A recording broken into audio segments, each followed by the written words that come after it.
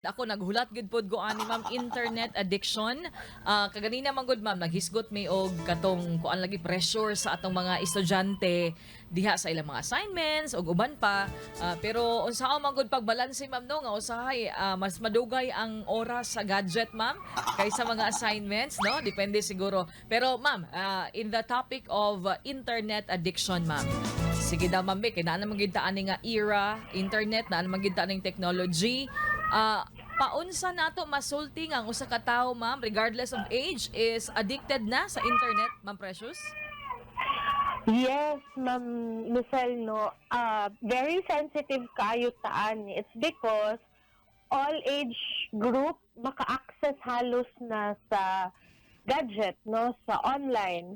So, we have to reconsider kung unsa ang ato ang red flag nga moingon ta nga okay pa ang ako ang paggamit dili pa ni siya beyond or kana bang excessive na siya no kay daghan kayo ta og makuha online mamay sa labi na katong pagkahitabo sa pandemic murag halos kitang tanan nahimong dependent sa online sa work, sa studies, even siguro sa coordination no, sa ubang mga butang delivery of goods no so nahimo siyang very useful ato nga time. However, tama ka Ma'am Michelle no nga dako kaayo og effect ni sa uban nga dili ka balo mag-manage sa ilang time spent. No kay mao man ni ang critical or turning point nato sa addiction. Remember Ma'am Michelle, the last time we talked about drug addiction, nawala na ang self-control.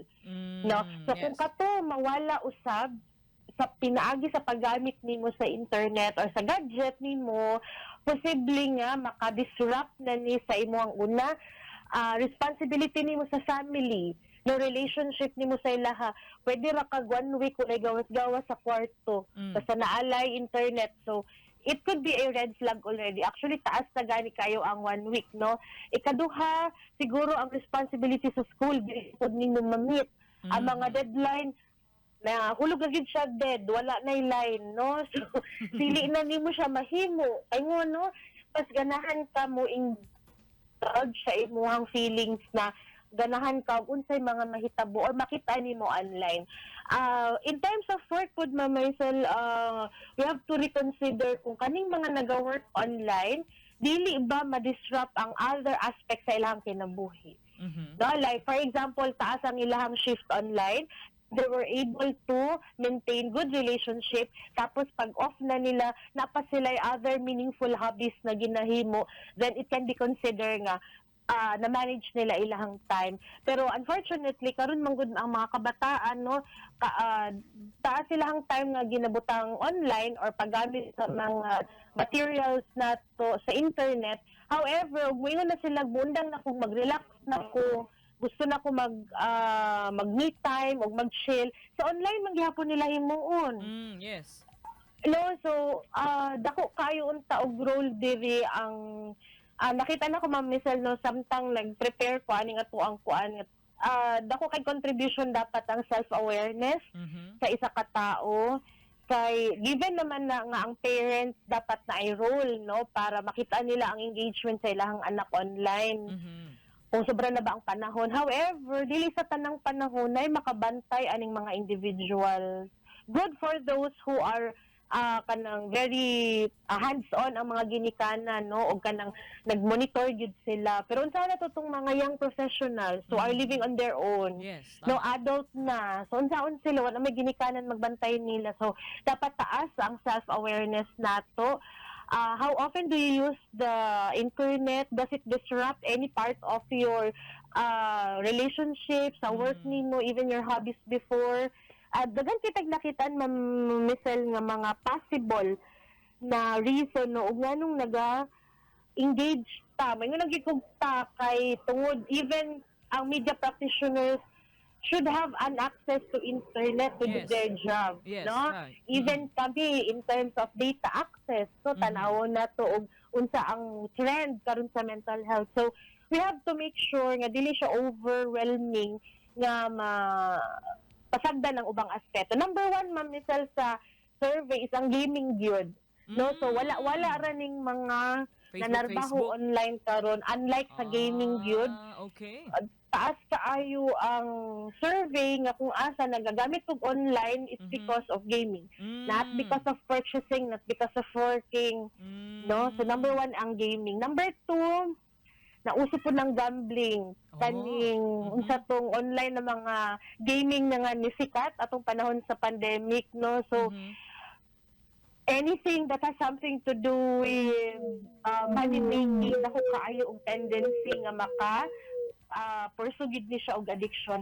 Ma'am Michelle, whenever we look at our screen, no, whenever nga nag-access sa og internet, labi na ang social media, Yes. which is our number 3, kana bitaw feeling good, labi nang mag-post lang kag isa ka picture, Ma'am Michelle, nga binuang lang, pero niabot og perting daghan ng like. Okay. Walang ka-effort na picture, pero perting daghan ng nakaangay. That feeling, Ma'am Michelle, it is equivalent to increasing our dopamine in our brain. So, katong feel good na brain chemical, so mag-target na po ka nga, unsa na po kaya akong i-post para musikat na po na akong pangalan, and they will talk about me, and they will quote-unquote like me for posting such materials. Yes. No? Yes. So, kaning nga mga kuan, Ma'am Michelle, labi na sa vulnerable group, kaning mga adolescent, wapo kaayo ang social acceptance sa ilaha kung makapost sila og something na mag-trending. Yes. Tama. No, so so kani ang ato ang bantayan, Ma'am Michelle, kay it can lead to addiction in a way nga murag bisan og makasakit ta sila og laing tao or dili or sensitive na ang material nga ilang i-post, wala na si dili na nila i-mind as long as they get that feeling again. Right. No, nga kanang mahimong sikat ug mahimong nga I feel good feeling, no? And then nakitaan po nato, Ma'am Michelle, ang shopping. No? Ikaw Kaning pa. magsigig add to cart. Oo. Okay. Magsigig add to cart bisag walay fund nga ready. So, labi na, Ma'am Michelle, no nga kuya kay sila mohimog mga promo. Yes. No, nga 6-6, magtultol ang mga Oo, mga labi na karon, ma'am, no? Mga anya, mga Oo, sale like that. yeah, ma'am, oy, kay tinuod man gid nga mas barato online. Mao man pod. Tama, ma'am. No, Daghang ano choices. man jud pud na. So, and I don't know, I observe it also, Ma'am Michelle, no, I do purchasing face-to-face and online. Daghang gid material online nga wala sa mga tindahan diri sa Davao. Yes, tama jud. Makakaano ka Tuyan nga second siguro emotion. kung kumulit mo tuyok, no? Yes, ma'am. Ya, kapoy na pod kaayo. Masahi pa ka. Oh, kapoy traffic. Guys, di ba, Yes, ma'am? yes. So, True. again, balik ko na ako, dapat taas ang ato ang self-awareness. Kabalo lang tawag, kung sa'y limitation nato para dili ta ma-fall into that situation nga wala na self-control. Ma'am Michelle, kaning ato ang internet addiction, for the information of everyone, naanay siya sa DSM-5. However, dito ni siya nabilong sa kanabitang kailangan pa og further nga studies. No, dili pa siya full-fledged yun nga disorder, Okay. pero gi-consider na ni Diagnostic Statistical Manual for Mental Disorder nga dungagan pa na to ang data diri, and then we will try to see kung ang internet addiction ba yun is really a disorder. No, sa pagkakaroon sa katong types of or like reasons, no, nganong mag-engage ta into addiction, no, or nganong mauli tag addiction on internet use, kaning gaming disorder, Ma'am Michelle, mo'y naanag yun sa DSM-5, no? Okay. Gaming, katong top number, Top 1. not sure na to, yes, no? Ang gaming, na-consider na yun siya nga disorder because of the prevalence, no? Meaning to say, sa kadaghan nga, nag-seek og help because of this, daghan kay reported cases on this one. Mo man ay isa sa mga basihan, Okay. ma'am, nga ma-consider na nato, no. Siguro karon kay tungod pandemic man ta, ma'am, murag dependent gid kaayo ta sa online. No, for as long as dili disrupted ang ato ang other aspects sa kinabuhi, and we also engage in other hobbies Yes. kung naatay panahon, I think dili ra gyud ta ma-consider nga addicted na for that matter. Sige Ma'am po. Michelle? Pero kung ako karon, ma'am, admitado nga murag gamay na lang jud, ma'am. Murag ako na jud na siya, ma'am. Unsa may buhaton nato namo, Ma'am Precious? Yes, Ma'am Michelle. No, sa pagkakaroon, ma'am, because daghan ka itag routine sa kinabuhi nga naka-connect sa online, perhaps eliminating our engagement online is not an option. Okay. No, murag dili gid nato na siya undangon. However, we can start by setting boundaries. No, pila lang ba ka minuto? I'm not talking about hours, minutes. No, kung usabod ang essential lang nga dapat nimo isilip sa online. Like mga magbayad og bills, no? So Mhm. importante ang magbayad og bills online or Yes. magbayad og credit card. Mhm. No, so naay nakaakibat ni nga time pressure. So kailangan for deadline set na nimo na siya. Mhm. Kung tanaw nimo nga naapog kay mga kailangan ipang communicate ng mga tao, family members, then mag-set lang pila ka minutes on this one, no? Ang katong mga top notchers nato, no, katong mga posible nga mugawas ang compulsion nimo in terms of going back to their games, magbutang na ta og red flag ana, no? Kailangan mo set kag boundaries nga dili nakasa for the time being, dili sa kamo tabok sa katong mga sites nga kung asa posible gyud nga adlaw mo ihapon ay kamo undang, no? So dako kaayo ang journals or research, no, mga write-ups nato nga makit-an nga nagsuggest gyud sila nga ang individual nga ma-consider gyud nato nga aduna nay addiction on internet use, there should be a combination of seeking professional help nga numan kay mag-undergo man og cognitive or behavioral therapy wherein ipasabot sa atoa og balik kung unsa gyud ang mga importante sa atoa and how do we respond and tailor fit our behavior para magamit nato ang internet ug dili vice versa nga kita mo'y gamiton sa internet without control. Mhm. Okay? So kailangan nagamit gihapon nato ang mga resources nato online that is on our benefit, no, na walay ma-sacrifice.